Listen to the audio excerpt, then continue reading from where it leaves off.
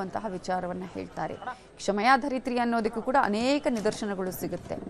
Acid attack ಆದಂತಹ ಸಂದರ್ಭದಲ್ಲೂ ಕೂಡ ಆ ನಂತರ 2 ತಿಂಗಳುಗಳ ಕಾಲ ಹಾಸ್ಪಿಟಲ್ನಲ್ಲಿ ಇರ್ತಾರೆ, ಕೋಮಾದಲ್ಲಿರ್ತಾರೆ, ಪ್ರಜ್ಞಾಹೀನ ಸ್ಥಿತಿಯಲ್ಲಿದ್ದಂಥವ್ರು ಆ ನಂತರ ಆರೋಗ್ಯವಂತರಾಗ್ಬಿಡ್ತಾರೆ. ಆದರೆ ಯಾರು ಈ ಒಂದು ಕೆಲಸವನ್ನ ಮಾಡಿದ್ರು ಅವರಿಗೆ ಕನ್ವಿಕ್ಷನ್ ಆಗಿದೆ ಅಂತ ಗೊತ್ತಾದಾಗ ಬೇಡ ಅವರನ್ನು ಕ್ಷಮಿಸಿ ಬಿಡೋಣ ಅನ್ನುವ ವಿಚಾರವನ್ನ ಚೆನ್ನಮ್ಮ ಅವರು ನಿರ್ಧಾರ ಮಾಡ್ತಾರೆ. ಕ್ಷಮಿಸುವಂತಹ ಮನಸ್ಥಿತಿಯನ್ನು ಹೊಂದಿ ಕ್ಷಮಿಸ್ತಾರೆ ಅಂತ ಹೇಳಿದ್ರೆ ತನಗೆ ಕೆಟ್ಟದ್ದು ಮಾಡಿದವರನ್ನ ಬೇರೆ ಯಾರಾದರೂ ಈ ಸಮಾಜದಲ್ಲಿದ್ದರೆ ಅವ್ರಿಗೂ ಹಾಳಾಗಬೇಕು, ಅವ್ರನ್ನೂ ಕೂಡ ಆ ರೀತಿಯಾಗಿ ನೋಡಬೇಕು ಅನ್ನುವಂಥ ಮನಸ್ಥಿತಿ ಈಗಿನ ಕಾಲದಲ್ಲಿದೆ. ಆದರೆ ಚೆನ್ನಮ್ಮ ಅವ್ರದಲ್ಲ, ತನಗೆ ತಾನು ಬದುಕ್ತೀನೋ ಇಲ್ಲೋ ಅನ್ನುವಂತಹ ಪರಿಸ್ಥಿತಿಯಲ್ಲಿದ್ದವರು, ಆಸ್ಪತ್ರೆ 2 ತಿಂಗಳ ಕಾಲ ಕೋಮಾ ಸ್ಥಿತಿಯಲ್ಲಿದ್ದಂಥವ್ರು. ಆದರೆ ಅದೇನೇ ಆಗಿರಲಿ ಅದರಿಂದ ಹೊರಬಂದು ಧೈರ್ಯದಿಂದ ಮತ್ತೆ ಜೀವನವನ್ನು ಸಾಗಿಸಿದವರು. ತಾನು ಈ ರೀತಿಯಾಗಿ ಇಡೀ ಆಲ್ಮೋಸ್ಟ್ 65% ಅವರ ದೇಹದ ಭಾಗಗಳು ಸುಟ್ಟು ಹೋಗಿತ್ತು.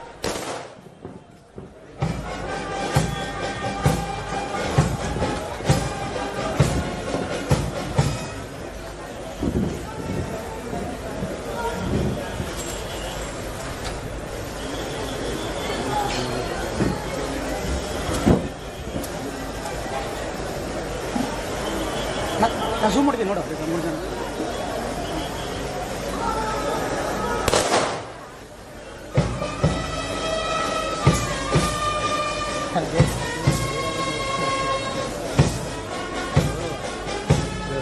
ಗೊತ್ತು ಫೈರ್ ಮಾಡ್ತಿರೋದು ಒಟ್ಟಿಗೆನೆ 3 ರೌಂಡ್ ಅದೀಗ ಅಲ್ಲೇ ಹುಡುಕ್ಬೇಕು ಎಲ್ಲರೂ.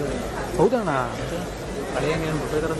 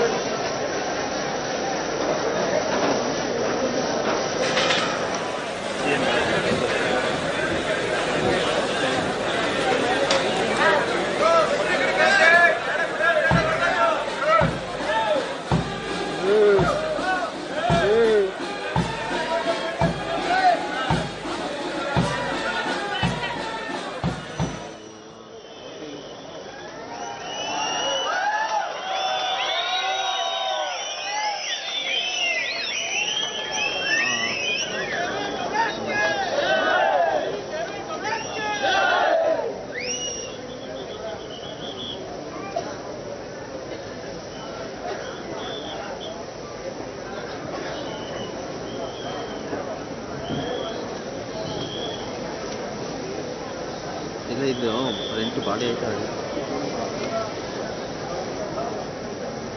ಸಕಲ ಸರ್ಕಾರಿ ಗೌರವ ರಾಷ್ಟ್ರಧ್ವಜದ ಗೌರವವನ್ನು ಸಲ್ಲಿಸುವಂತಹ ಸಂದರ್ಭದಲ್ಲಿ ಡಿ.ಕೆ. ಶಿವಕುಮಾರ್ ಅವರು ಆ ರಾಷ್ಟ್ರಧ್ವಜವನ್ನು ಅವರ ಮನೆಯವರಿಗೆ ಕೊಡುವಂತಹ ಅಂದರೆ ಮಾಜಿ ಪ್ರಧಾನಿ ಎಚ್ ಡಿ ದೇವೇಗೌಡರು ಚೆನ್ನಮ್ಮ ಅವರ ಪತಿಗೆ ಕೊಡುವಂತಹ ಸಂದರ್ಭದಲ್ಲಿ ರಾಷ್ಟ್ರಧ್ವಜವನ್ನು ಕೊಟ್ಟು ಡಿ.ಕೆ. ಶಿವಕುಮಾರ್ ಅವರು ದೇವೇಗೌಡರ ಕಾಲಿಗೆ ನಮಸ್ಕರಿಸಿ ರಾಷ್ಟ್ರಧ್ವಜವನ್ನು ಕೊಡ್ತಾರೆ. ಈಗ ಕುಮಾರಸ್ವಾಮಿ ಅವರಿಗೂ ಕೂಡ ಆ ಒಂದು ರಾಷ್ಟ್ರಧ್ವಜವನ್ನು ಕೊಟ್ಟು ಸಕಲ ಸರ್ಕಾರಿ ಗೌರವದ ಸೂಚನೆ ಇದು. ಡಿ.ಕೆ. ಶಿವಕುಮಾರ್ ಅವರು ದೇವೇಗೌಡರ ಕಾಲಿಗೆ ನಮಸ್ಕಾರವನ್ನು ಮಾಡಿ ಅವರಿಗೆ ನೀಡುವಂತಹ ಸಂದರ್ಭದಲ್ಲಿ ದೇವೇಗೌಡರು ಕುಮಾರಸ್ವಾಮಿಯವರ ಬಳಿಯಲ್ಲಿ ಕೊಡೋದಕ್ಕೂ ಕೂಡ ಸೂಚನೆಯನ್ನು ಕೊಡ್ತಾರೆ. ಇದೀಗ ಅಂತಿಮ ವಿಧಿವಿಧಾನಗಳು.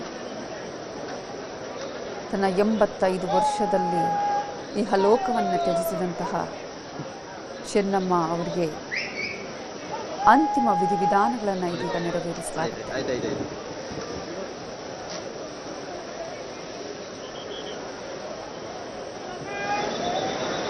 ಬ್ಯಾಟ್ರಿ ಚೇಂಜ್ ಮಾಡ್ಕೊತೀನಿ.